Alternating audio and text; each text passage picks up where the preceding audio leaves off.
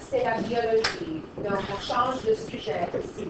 Donc, en 10e année, nous allons discuter un peu les 3 sciences que vous pouvez choisir en 11e année. On vient de faire la chimie, maintenant la biologie, et par la suite, on va faire la physique. Notre première leçon ici, et vraiment les premières quelques leçons, sont tous au sujet des microscopes.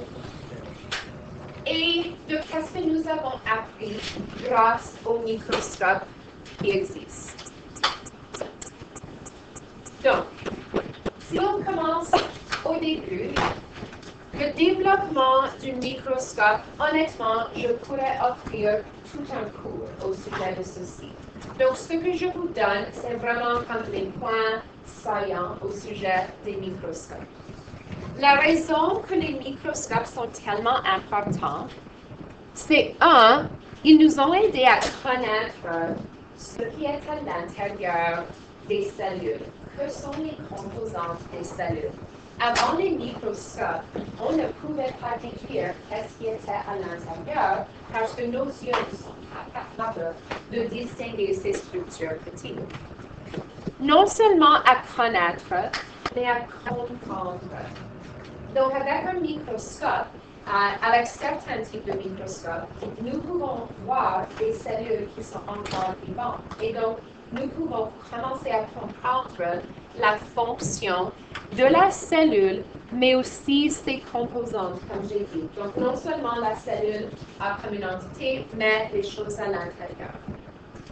Il y a un homme, Anthony van Leeuwenhoek, qui était un des premiers, à construire un microscope, à observer la nature et à dessiner ce qu'il voit. Son microscope est très simple, et je vais vous montrer les différents types de microscopes. Mais il est souvent mentionné comme un des premiers à vraiment commencer l'usage d'un microscope. C'est probable qu'il n'était pas le premier à construire un microscope, quelque chose qui peut élargir ce qu'on voit, mais il a observé la nature et il a dessiné ce qu'il voyait. Donc, il était vraiment un des premiers à étudier les cellules et la vie avec le microscope. L'autre monsieur qui est souvent mentionné, c'est Robert Hooke. En science, c'est typique d'avoir besoin de savoir le nom de famille des scientifiques. Donc, Hooke, Van Leeuwenhoek, c'est comme ça qu'on va faire référence à ces hommes. Robert Hooke était le premier qu'on connaît à utiliser le mot cellule, qui est maintenant comme la chose de base dans l'étude de biologie. Robert Hooke étudiait la liège, et la traduction de ça, c'est cork. Alors, vous sachez dans les bouteilles, le morceau qui va en haut, cork, ça, il étudiait ça. Il pensait que les cellules végétales rectangulaires qu'il voyait apparaissaient comme des cellules. Alors, imagine un prison qui a des cellules qui sont des carrés ou rectangles. C'était ça qu'il pensait que ça ressemblait. Et donc, c'est là qu'on a commencé à utiliser le mot cellule pour décrire les cellules vivantes. Maintenant, nous allons utiliser et discuter principalement les microscopes optiques. Donc, je vais vous donner une image du microscope, on va nommer toutes les parties. Mais pour le moment, je voulais tout simplement vous expliquer qu'est-ce que c'est et pourquoi on l'utilise. Les microscopes optiques sont ceux qui utilisent des lentilles. Il y a d'autres types de microscopes que je vais vous montrer par la suite. Un microscope optique simple, c'est où on a une lentille placée en avant de l'objet pour grossir la lumière réfléchie par l'objet. Un microscope optique composé, qui est ce qui est dans l'image ici, ça c'est ce que nous allons utiliser dans notre labo. C'est où on a au moins 2 lentilles. Une lentille est bon, 2 lentilles est encore meilleur. Ça nous aide à grossir les objets. Donc, à rendre l'image plus grand pour que notre œil peut actuellement comprendre ce qu'on voit. Maintenant, il y a beaucoup d'avantages avec ce type de microscope. En premier, c'est peu dispendieux, qui veut dire comparé aux autres microscopes, il ne coûte pas trop cher. Ça ne veut pas dire que je veux que vous lisez les microscopes dans notre labo, mais simplement qu'une personne régulière typique pourrait acheter un microscope optique. Ma petite fille a un microscope optique que mon père l'a acheté. La chose que je crois est vraiment l'avantage, c'est celui-ci. Puisqu'on utilise la lumière, nous pouvons observer des spécimens vivants avec un microscope optique. L'autre type de microscope que je vais vous montrer par la suite, les cellules doivent être mortes. Donc, ça limite notre capacité d'observer la fonction des cellules. De plus, la préparation est simple. Vous êtes capable d'utiliser le microscope optique, ce n'est pas trop difficile. Quelqu'un qui n'est pas un professionnel de biologie est capable de facilement utiliser ce style de microscope. Maintenant, il y a également des désavantages. Il y a des limites. Nos microscopes ont des limites. Nous avons quelques-unes qui peuvent grossir plus que 1000 fois. Mais même ceux que nous allons utiliser dans notre labo la semaine prochaine, leur maximum est 400 fois. Donc, il y a vraiment une limite sur combien de fois on peut grossir une image. Et la résolution décroît, qui veut dire ça diminue, avec la magnification. Maintenant, je vais vous expliquer encore la résolution, mais de façon très simple. C'est est-ce que l'image est claire? Le plus on grossit l'image, le moins clair que ça devient. Ça, c'est ce qu'on dit avec les microscopes optiques. Maintenant, est-ce que quelqu'un veut demander des questions jusqu'à ce point?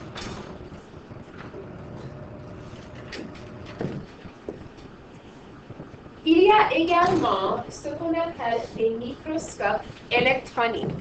En anglais, L1a Microscopes. Mais alors, peut-être le mot en français vous fait penser à l'électricité, mais en fait, ça fait référence aux électrons spécifiquement. Les microscopes électroniques utilisent un faisceau d'électrons, so a stream of electrons, un faisceau d'électrons, qui sont soit absorbés ou dispersés par la matière qu'on essaie de regarder. Il y a des avantages. Par exemple, la résolution et le grossissement peuvent être très grands. Mais, ils coûtent cher. Ils demandent un entraînement rigoureux. On avait dans le labo, j'ai travaillé à l'université, un microscope électronique. Il fallait que je prenne un cours. Pas comme 5 minutes, voici comment ça fonctionne. Il y avait une madame, elle venait de la compagnie et ça prenait toute la journée. Elle nous a enseigné comment utiliser notre microscope électronique. Et même après ça, le prof qui était en charge était vraiment hésitant de laisser juste n'importe qui essayer son microscope électronique parce que ça coûtait beaucoup d'argent. Comme on avait un sur, j'étais à la 3e étage et je pense qu'on était les seuls qui en avaient une dans le bâtiment. L'autre chose que je trouve vraiment important, c'est que le tissu doit être mort. Et vous allez voir pourquoi. Mais je ne peux pas observer le tissu vivant avec ce style de microscope. Maintenant, il y a 2 sous-catégories. Le premier, c'est le microscope électronique à balayage. Et le mot pour balayage en anglais, c'est scanning. Donc, en anglais, l'abréviation, c'est SEM, Scanning Electron Microscope. Ici, le spécimen est fixé et recouvert avec une matière opaque comme de l'or. Donc, la cellule, si elle était vivante, va devenir morte maintenant parce qu'on va complètement le recouvrir avec l'or. Si vous ne pouvez pas vous régler, vous pouvez partir, ok? Puisque c'est opaque, ça réfléchit les électrons. Et les électrons rebondissent et sont captés par la machine et produisent une image 3D. Donc, est-ce que tu regardes la lumière avec ton œil? Non. La machine produit une image d'après les électrons qui sont rebondis. On peut voir une vue très détaillée de la surface parce qu'on l'a recouvert et les électrons rebondissent de la surface. L'autre style de microscope, c'est le microscope électronique par transmission. Et c'est le même mot en anglais, transmission electron microscope. C'est où un faisceau d'électrons traverse une coupe très mince de tissu fixé et colorié. Donc, je ne le recouvre pas, mais je dois le couper. Ça doit être très mince. Je dois le fixer, donc ajouter une substance qui va le tenir en place, et je dois le colorier. Après tout ça, si la cellule était vivante, elle est maintenant morte. Alors ici, les électrons traversent. Donc, ils vont à travers notre tissu qu'on essaie de regarder. Ça, c'est en comparaison avec le premier type de microscope électronique qui rebondit sur la matière opaque noire sur la surface. On peut voir les structures internes. Donc, ça, c'est des photos qui viennent des microscopes électroniques. Et vous pouvez voir, on a beaucoup de détails sur les structures à l'intérieur. Maintenant, vous pouvez voir que j'ai mis le grossissement. Souvent, 300 000 fois, c'est la moyenne pour le microscope électronique à balayage, à plus qu'1 million pour microscope électronique par transmission. J'ai aussi mis une mesure pour la résolution. Et je vais le réexpliquer dans la prochaine leçon quand on étudie la résolution. La résolution essentiellement dit combien loin doivent être deux points pour que je puisse distinguer qu'ils sont séparés. Ça, c'est pourquoi une distance est la mesure que je donne ici. Si je les compare, la résolution est 20 nanomètres pour le MEV. Donc, si deux choses sont séparées par 20 nanomètres, ça c'est très très petit, je peux voir qu'ils sont différents. Avec l'autre, ils doivent être seulement 2,5 nanomètres de séparés et je peux les distinguer. Maintenant, est-ce que quelqu'un veut demander des questions au sujet en général d'un microscope électronique ou d'un microscope optique?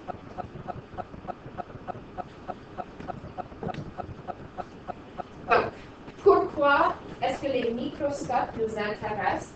Bien, pour cette unité, c'est à cause des cellules. Comme j'ai dit au début, les microscopes nous aident à étudier les cellules. Donc, ces trois points sont les trois points de ce qu'on appelle la théorie cellulaire. Le premier point dit que tout organisme vivant est composé d'une ou de plusieurs cellules. Donc, les êtres vivants sont composés de cellules. Le deuxième point dit que la cellule est le lieu de toutes les fonctions vitales. Donc, en d'autres mots, c'est la plus petite unité vivante. Donc, des fois, le monde dit, est-ce que le premier et le deuxième point sont le même? Et je dis non. Le premier dit tout simplement, si tu es vivant, tu dois avoir des cellules. Le deuxième point dit, la cellule est une unité vivante. Elle peut tout seule accomplir toutes les fonctions vitales. Maintenant, à l'aide des microscopes, plusieurs scientifiques ont contribué à cette théorie cellulaire. Par exemple, un homme qui s'appelle Robert Brown étudiait les cellules avec les microscopes et reconnaissaient que le noyau était présent. Ensuite, deux hommes, Schleiden et Schwann, ça c'est leur nom de famille, ils développèrent ou ils ont vu que le développement de la cellule dépendait sur le noyau. Et ils ont vu que les plantes et les animaux avaient tous les deux le noyau et des cellules. C'était de l'évidence que tous les êtres vivants ont des similarités parce qu'à l'extérieur, une plante n'apparaît pas comme un animal. Mais au niveau cellulaire, ils ont la même partie. Les plantes ont des cellules. Les animaux ont des cellules. Ils ont tous les deux un noyau. Ils ont des similarités. Et c'est les microscopes qui ont aidé ces hommes à découvrir cela. Le prochain, M. Virchow, a dit que toute cellule est produite par des cellules déjà existantes, par le processus de division cellulaire. Est-ce que vous avez parlé de la mitose l'année passée? Un petit peu? Alors, ça c'est où on discutera de la mitose ou plus tard de la méiose. Ça, c'est les deux processus de division cellulaire qui produisent les cellules. Ils ne sont pas en phase cette année. Si vous faites biologie en 12e année, vous allez étudier en détail ces deux processus. Mais ça vaut la peine à mentionner ici ADN, qui en anglais c'est DNA. Ça, c'est la molécule qui dirige et qui est nécessaire pendant la division cellulaire.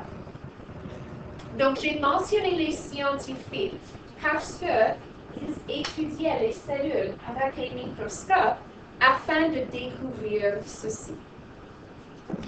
Maintenant, ce troisième point, l'idée que toute cellule est produite par des cellules déjà existantes, était le dernier point qu'on a ajouté à la théorie cellulaire. Avant ça, le monde ne pensait pas que les cellules doivent venir des autres cellules. Avant Virchow et avant les expériences, tout le monde croyait que la génération spontanée était possible. Cette idée vient d'un monsieur qui s'appelle Aristote. Il a vécu comme plus que 2000 années au passé. Et ces idées ont duré pendant des siècles et des siècles. Son idée, c'est que la vie peut apparaître spontanément à partir de la matière non vivante. Et je veux vous dire que par la fin de tout ceci, nous allons déprouver la génération spontanée. Donc ça, c'était l'idée, mais ce n'est pas l'idée qu'on comprend maintenant. Maintenant, nous allons lire ces expériences la prochaine fois. Je vais vous passer cette feuille, bien que ce n'est pas dû jusqu'à mercredi de la semaine prochaine, parce que ça vous aide à réviser les variables, toutes choses qui apparaissent sur votre examen. Donc, je vous passe cette feuille.